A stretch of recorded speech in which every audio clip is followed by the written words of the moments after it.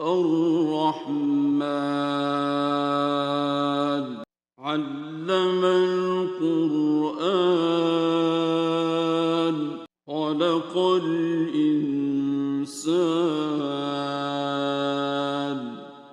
علمه البيان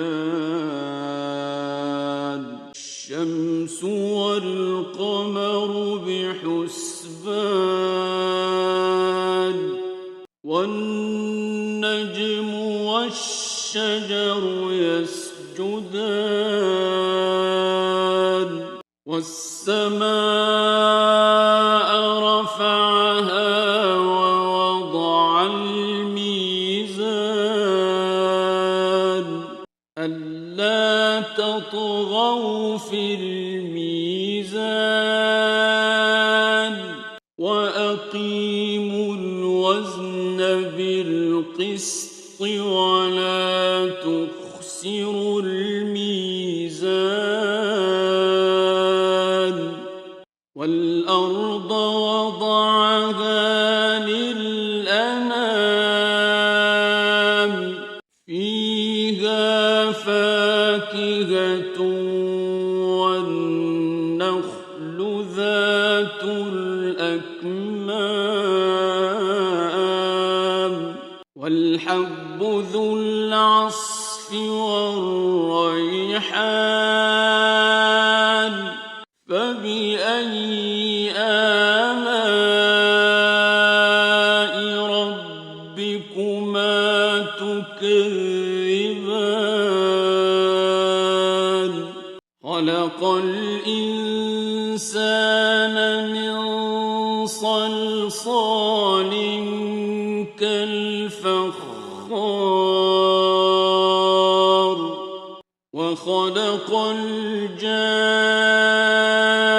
الجان من مارج من نار فبأي آلاء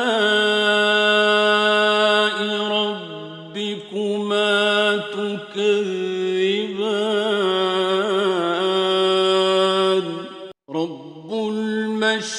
المشرقين ورب المغربين فبأي آلاء ربكما تكذبان مرج البحرين يلتقيان بينهما برزخ لا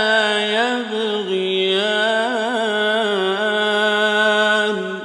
فبأي آلاء ربكما تكذبان يخرج منهما اللؤلؤ والمرجان فبأي آلاء ربكما تكذبان وله الجوار المنشآت في البحر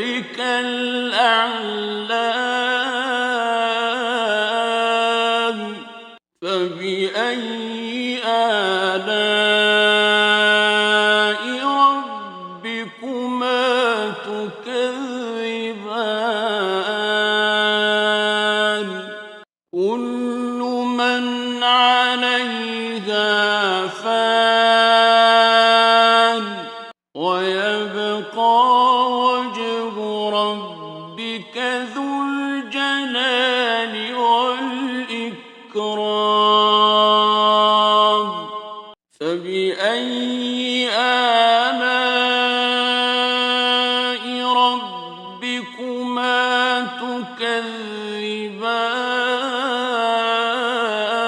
تكذبان يسأله من في السماء والأرض كل يوم هو في شأن فبأي آلاء ربكما تكذبان